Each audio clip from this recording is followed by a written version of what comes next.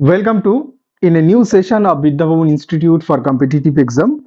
Today in this session we are going to see the current affairs or the Hindu newspaper of 8 February 2025. তো আজকের হিন্দু নিউজপেপারটা আমি তিনটে ভিডিওর মধ্যে দিয়ে রেকর্ড করেছি এবং তিনটে ভিডিও আপলোড করা হবে। তো যারা তোমরা এই ভিডিওটি দেখছো, তোমাদের এই আর্টিকেলটা ডিসকাশন যদি ভালো লাগে তাহলে তোমরা ভিডিওটিতে একটি লাইক দিয়ে চ্যানেলটি সাবস্ক্রাইব করবে এবং অন্যান্য ভিডিওগুলো আজকের ডেটের কারেন্ট অ্যাফেয়ার্সের আজকের ডেটের আর্টিকেলগুলো ডিসকাশনের যে ভিডিওগুলো সেগুলো তোমরা চ্যানেলে ভিজিট করে দেখে নিতে পারো। এছাড়া আমি অন্যান্য ভিডিওর লিঙ্কগুলো এই ভিডিওর ডেসক্রিপশানে তাদের লিঙ্কগুলো আমি দিয়ে দেবো, তোমরা সেখান থেকে ভিজিট করতে পারবে।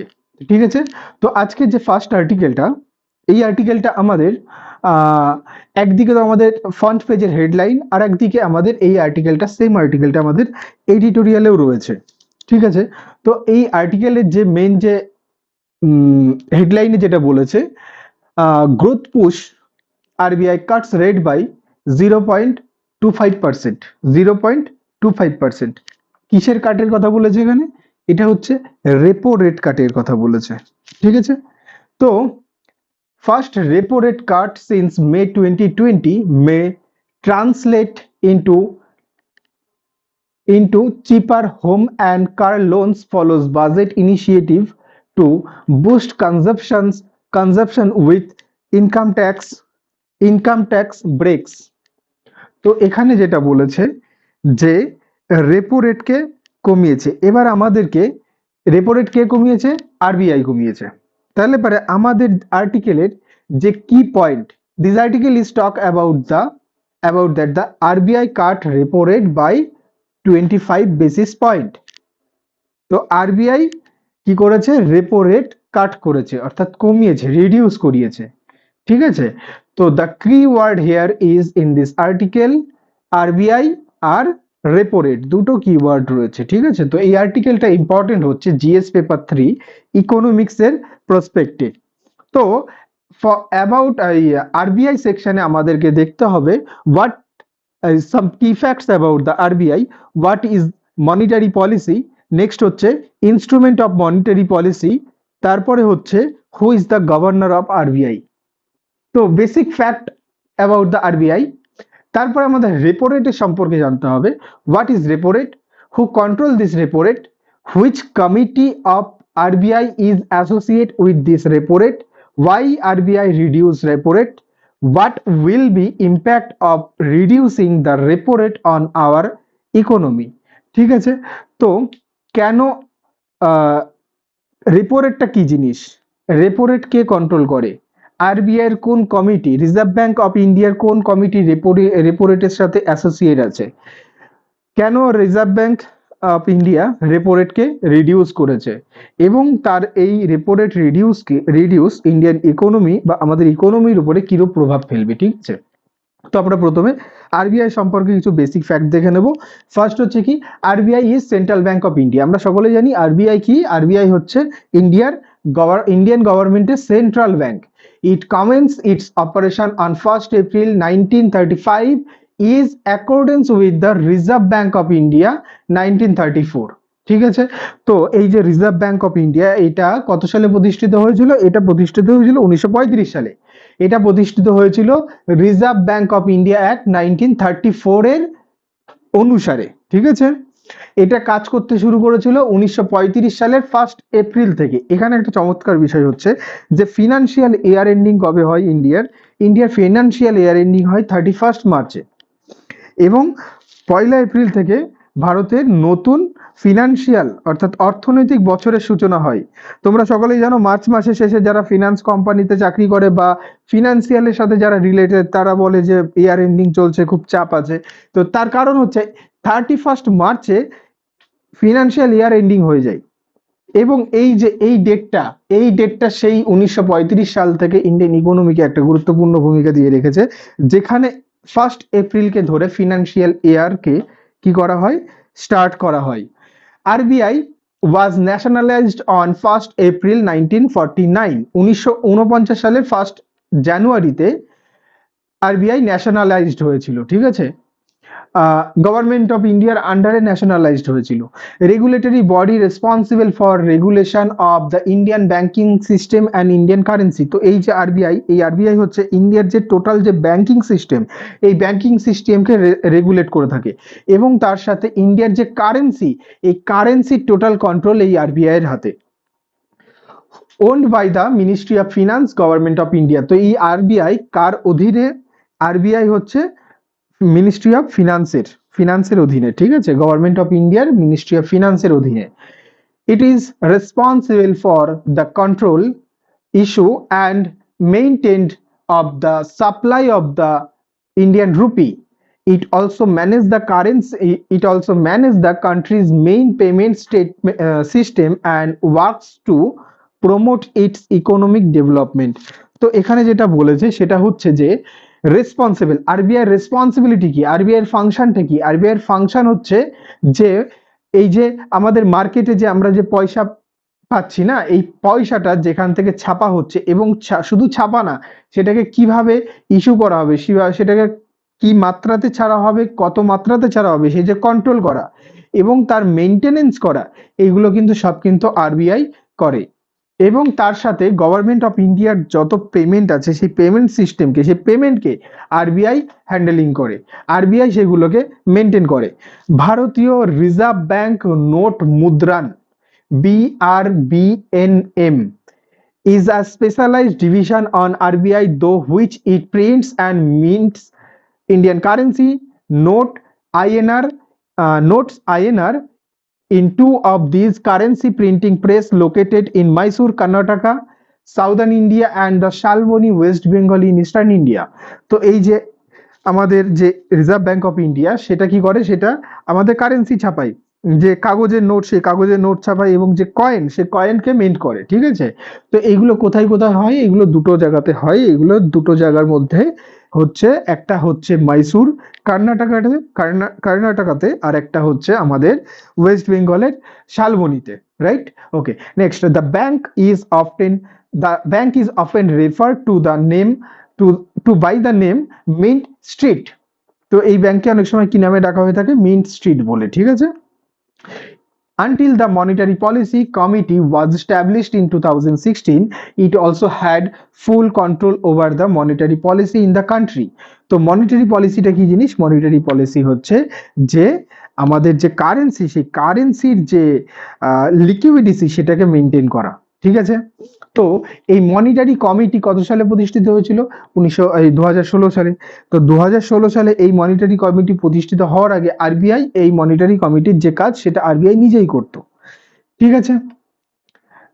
তো monetary policy refers to the actions taken by the central bank to manage the money supply and interest rate within an economy, aiming to achieve economic stability, controlling inflation and influence economic activity, though tools like open market operation and setting interest rate. তো monetary পলিসিটা কি? Monetary পলিসিটা বললাম যেটা, সেটা হচ্ছে যে মার্কেটে মানি লিকুইডিটি। তো monetary policy refer to action taken by the central government, অর্থাৎ মনিটারি পলিসি হচ্ছে সেন্ট্রাল গভর্নমেন্ট বা সেন্ট্রাল ব্যাংক অর্থাৎ রিজার্ভ ব্যাংকের একটি অ্যাকশন, যেটা কি করে? ম্যানেজ দ্য মানি সাপ্লাই, যেটা মানি সাপ্লাইকে, ক্যাশ যে লিকুইড মানি মার্কেটে, সেটা সাপ্লাইকে কি করে? ম্যানেজ করে। And the interest rate within an economy, এবং যে ইন্টারেস্ট রেট কিরকম হবে সেইটাকে সে মেনটেন করে, ঠিক আছে। Aiming to achieve economic stability by controlling inflation and influencing economic activity. তো এটার লক্ষ্য কি? এটার লক্ষ্য হচ্ছে ইকোনমিক স্ট্যাবিলিটি মেনটেন করা, অ্যাচিভ ইকোনমিক স্ট্যাবিলিটিকে অ্যাচিভ করা, এবং তার সাথে কি? ইনফ্লেশনকে বা দ্রব্যমূল্য বৃদ্ধিকে কন্ট্রোল করা, এবং তার সাথে ইকোনমিক অ্যাক্টিভিটিকে ইনফ্লুয়েন্স করা, রাইট? ওকে, তো হোয়াট ইজ মনিটারি পলিসি? তোমরা দেখতে পাচ্ছ monetary policy, inflation, currency exchange rate, unemployment, এই তিনটে জিনিসকে মেনলি কি করে? কন্ট্রোল করতে চেষ্টা করে। নেক্সট হচ্ছে বর্তমানে যে ব্যক্তি গভর্নর হিসেবে রয়েছেন রিজার্ভ ব্যাংকের, কে? Sanjay Malhotra. The various different tools and instrument of the monetary policy. Monetary policy, এই যে মনিটারি পলিসি সম্পর্কে আমরা যেটা জানলাম, যে মনিটারি পলিসি হচ্ছে রিজার্ভ ব্যাংক অফ ইন্ডিয়ার একটা মার্কেটে লিকুইড যে আমাদের যে ক্যাশ, যে লিকুইড যে মানি, সেটাকে সাপ্লাই করার একটা পলিসি। ঠিক আছে, তো এই পলিসিটা উদ্দেশ্য কি? এই পলিসির উদ্দেশ্য হচ্ছে যে মার্কেটে যে ইকোনমিক স্ট্যাবিলিটি সেটাকে কি করা, অ্যাচিভ করা। অর্থাৎ যদি বেশি পরিমাণ টাকা মানুষের হাতে চলে আসে এবং সেক্ষেত্রে মানুষের মধ্যে যে সেক্ষেত্রে মার্কেটে গুডসের সাপ্লাইয়ের মধ্যে যে একটা অসাম্যতা, তার কারণে কি হবে, তার কারণে ইনফ্লেশন বাড়বে। তার কারণে ইনফ্লেশন যখনই বাড়বে, মানে আমার কাছে পয়সা আছে এবং ইকোনমিতে সকলের কাছে পয়সা আছে, ইকোনমিতে সকলের কাছে পয়সা থাকার কারণে সকলে দুটো তিনটে করে গাড়ি কিনতে চাইছে। তো তখনই কি হবে, গাড়ির দাম কিন্তু, গাড়ির ডিমান্ড যখনই বেড়ে যাবে তখন গাড়ির দাম কিন্তু বেড়ে যাবে। গাড়ির ডিমান্ড বাড়ার সাথে সাথে গাড়ির দাম বেড়ে যাবে। তো এটা কি হবে, এটা দ্রব্যমূল্য বৃদ্ধি করবে। এই গাড়ির দাম বাড়ার সাথে সাথে গাড়ির কোম্পানিগুলোর কাছে, এবং এই যে মার্কেট অতিরিক্ত পরিমাণে টাকা যখনই চলে আসবে তখনই সেটা ইনফ্লেশনের একটা বড় একটা কারণ হয়ে দাঁড়াবে। তো এই রকম ধরনের কিছু কিছু ইকোনমিক স্ট্যাবিলিটি, স্থায়িত্বটাকে মেনটেন করার জন্য এই মনিটারি পলিসির একটা একটা হচ্ছে, মনিটারি পলিসি হচ্ছে একটা ইনস্ট্রুমেন্ট কার, রিজার্ভ ব্যাংকের। রিজার্ভ ব্যাংক এই মনিটারি পলিসির দ্বারা এগুলোকে কন্ট্রোল করে থাকে। তো এই মনিটারি পলিসির মধ্যেও কিছু টুলস রয়েছে যেইগুলোকে অ্যাপ্লাই করে রিজার্ভ ব্যাংক এই ইকোনমিক স্ট্যাবিলিটিটাকে মেনটেন করে। ফার্স্ট হচ্ছে cash reserve ratio. Cash reserve রেশিওটা কি? ক্যাশ রিজার্ভ রেশিওটা হচ্ছে যে আমাদের যে লোকাল যে ব্যাংকস গুলো রয়েছে, ন্যাশনাল বা রিজিওনাল যে সমস্ত ব্যাংকগুলো রয়েছে যেগুলোতে আমরা লেনদেন করি, সেই ব্যাংকগুলোর একটা সার্টেন অ্যামাউন্ট সেগুলোকে কি করতে হয়, সেগুলোকে রিজার্ভ ব্যাংকের কাছে জমা রাখতে হয়। যেমন তারা যদি 10 টাকার বিজনেস করে, তাদের টোটাল নেট অ্যামাউন্ট যদি 10 টাকা হয়, তাহলে তার মধ্যে মনে করো 2 টাকা রিজার্ভ ব্যাংকের কাছে জমা রাখতে হবে এবং 8 টাকা তারা মার্কেটে নিয়ে তারা কাজ করতে পারবে। এই হচ্ছে ক্যাশ রিজার্ভ রেশিও। তো এর একটা রেশিও আছে, যে রেশিওতে তার যে সেই ব্যাংকের যে টোটাল যে মানি, সেই ব্যাংকের টোটাল যে বিজনেসের যে অ্যামাউন্ট, তার একটা সার্টেন অ্যামাউন্টকে কি করতে হবে, তার একটা সার্টেন অনুপাতকে রিজার্ভ ব্যাংকের কাছে জমা রেখে দিতে হবে। ঠিক আছে, তো এটা হচ্ছে ক্যাশ রিজার্ভ রেশিও, যেটা হচ্ছে মনিটারি পলিসির একটা অংশ। এরপরে কি রয়েছে, statutory liquidity ratio. Statutory liquidity ratio হচ্ছে যে কত হারে বা কত সুদে, কত টাকা সুদে, মানে এটা হচ্ছে একটা ইন্টারেস্টের একটা বিষয়, যাতে লিকুইড মানিটা মার্কেটে কম পরিমাণে যায়। কিরকম কম পরিমাণে যাবে? যদি ইন্টারেস্টের রেট বেশি হয় সেক্ষেত্রে ব্যাংকিং লোনটা কিন্তু কমানো যাবে। ব্যাংকিং লোন কমিয়ে কি করা যাবে, ব্যাংকিং লোন কমিয়ে কিন্তু মার্কেটে মানি সাপ্লাইটা খানিকটা কম করা যাবে। ব্যাংক রেট এটা হচ্ছে আমাদের ইন্টারেস্ট রেট। রেপো রেটটা হচ্ছে, যেটা আমাদের আজকের আর্টিকেলের রেপো রেটটা হচ্ছে যেখানে বিভিন্ন ব্যাংকগুলো যখন রিজার্ভ ব্যাংকের থেকে যখন লোন নেয়, বিভিন্ন ব্যাংকগুলো যখন রিজার্ভ ব্যাংকের থেকে লোন নেয়, তখন তাদেরকে একটা সার্টেন অ্যামাউন্ট ইন্টারেস্ট, মানে সার্টেন অ্যামাউন্টের একটা ইন্টারেস্ট তাদেরকে কি করতে হয়, পে করতে হয়। তো এই যে ইন্টারেস্টের যে রেটটা, সেটাই হচ্ছে repo rate. Reserve repo rate মানে হচ্ছে রেপো রেটকে কি করা, রেপো রেটকে রিডিউস করা। ওপেন মার্কেট অপারেশন হচ্ছে যে গভর্নমেন্টের যে সমস্ত শেয়ার বা বন্ড বা সিকিউরিটিস গুলো রয়েছে, সেগুলোকে ওপেন মার্কেটে কখনো সময় বা পরিস্থিতি বুঝে সেগুলোকে ওপেন মার্কেটে ছাড়া, বা কখনো সময় বা পরিস্থিতি বুঝে সেগুলোকে আবার ওপেন মার্কেট থেকে উঠিয়ে নেওয়া।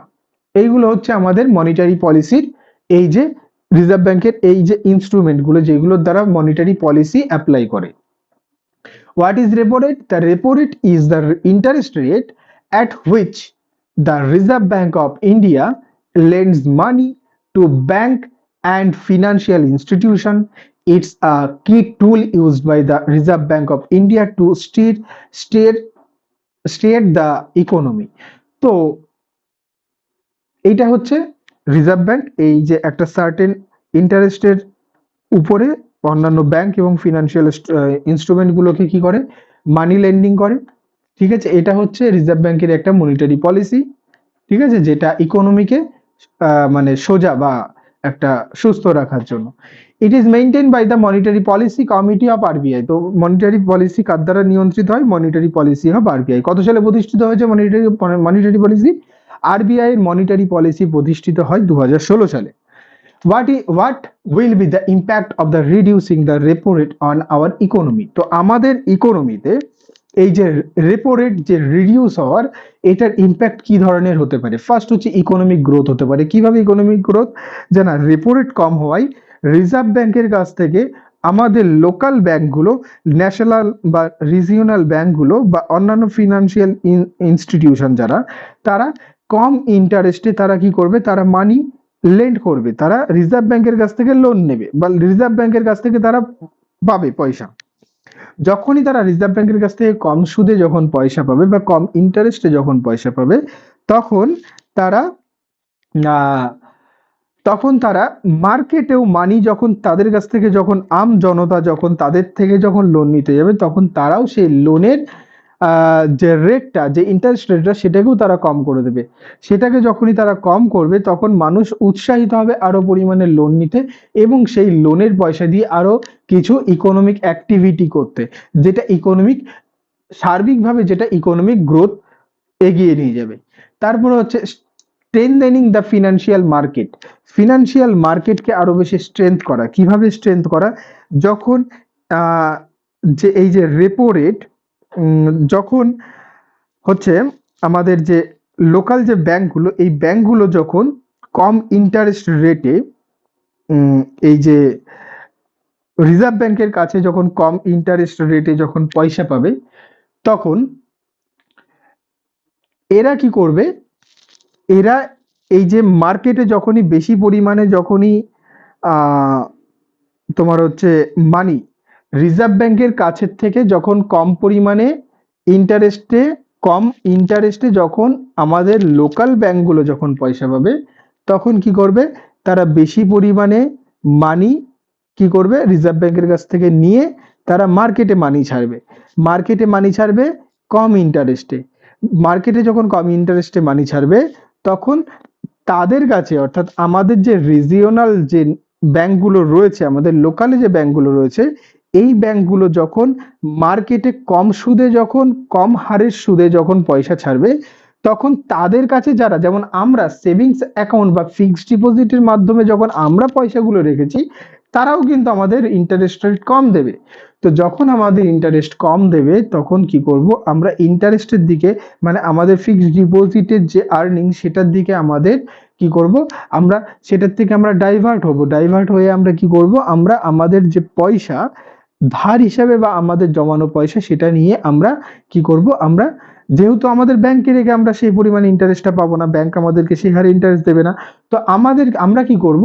আমরা সেই পয়সাটা নিয়ে আমরা কি করব? আমাদের যে স্টক মার্কেট, মিউচুয়াল ফান্ড বা অন্যান্য রিয়েল এস্টেট যে গ্রুপস বা তাতে যে ইনভেস্টমেন্ট বা অন্যান্য ইনভেস্টমেন্টে আমরা সেগুলোকে লাগাতে পারি। যেমন ব্যাংকস মে রিডিউস ইন্টারেস্ট রেট, ব্যাংক তার যে ইন্টারেস্ট রেট সেটাকে কম করতে পারে on savings account and fixed deposit. Savings অ্যাকাউন্টের উপরে বা ফিক্সড ডিপোজিটের উপরে ব্যাংক ইন্টারেস্ট রেট কম করতে পারে। তো making saving less attractive that may drive consumer toward stock market. তো এই যে সেভিংস এর যে ইন্টারেস্ট রেট যেটা হচ্ছে কমে যাবে, সেটা কমে গেলে তার প্রতি লেস অ্যাট্রাকটিভ হয়ে কনজিউমার কি করতে পারে? স্টক মার্কেট বা মিউচুয়াল ফান্ডের দিকে তারা টার্ন নিতে পারে। Export competitiveness, a lower repo rate may cut investment return. A lower repo rate may cut investment return, leading to capital outflow. This may weak the currency, rising import cost but enhancing export competitiveness. তো এটা মানে এক্সপোর্টের যে competition, মানে আমাদের দেশের থেকে যারা বাইরে বিদেশে এক্সপোর্ট করে, তো এই যে মনে করো যে 10 জনের থেকে আরো বেশি জনের এক্সপোর্টের একটা কম্পিটিশন চলে আসলো, কারণ সকলের হাতে মানি। তো যে আজকে এক্সপোর্টের বিজনেস করছে না, সেও কালকে এক্সপোর্টের বিজনেসে নামতে পারে। তো এক্সপোর্টের মধ্যে একটা কম্পিটিটিভনেস তৈরি হতে পারে। নেক্সট হচ্ছে ইনফ্লেশন আবার বেড়ে যেতে পারে। কিভাবে? যখনই মানুষ বেশি পরিমাণে মার্কেটে, যখনই রিজার্ভ ব্যাংকের থেকে লোকাল ব্যাংকগুলো কম হারের সুদে টাকা পাবে তখন তারা টাকা নেবে, টাকা নিয়ে তারা নিচে মার্কেটে ছাড়বে, মার্কেটে মানুষরা যখন কম হারে সুদে যখন তারা লোকাল ব্যাংকগুলোর থেকে টাকা পাবে তখন তারা বেশি পরিমাণে নেবে, বেশি পরিমাণে টাকা নিয়ে তারা যখন অর্থনৈতিক কাজবাজ করবে তাদের হাতে বেশি পরিমাণে টাকা আসবে, বেশি পরিমাণে টাকা যখনই আসবে মানুষের পারচেসিং পাওয়ার বেড়ে যাবে, মানুষের পারচেসিং পাওয়ার বেড়ে গেলে তখনই সেটা ইনডাইরেক্টলি ইনফ্লেশনকে আবার কি করবে, আগিয়ে উপরে ঠেলে তুলবে। ঠিক আছে, তো এই ছিল আজকের আমাদের হিন্দু নিউজ পেপারের ফার্স্ট আর্টিকেল ডিসকাশন। ভিডিওটি তোমাদের ভালো লাগলে তোমরা ভিডিওটিতে লাইক করে চ্যানেলটি সাবস্ক্রাইব করবে এবং নেক্সট ভিডিওটি দেখতে ভুলো না। ভিডিওটির লিংক আমি ডেসক্রিপশন বক্সে দিয়ে দেবো, অথবা তোমরা চ্যানেলে ভিজিট করে সেখান থেকেও তোমরা ভিডিওটি দেখতে পারো। Thank you so much.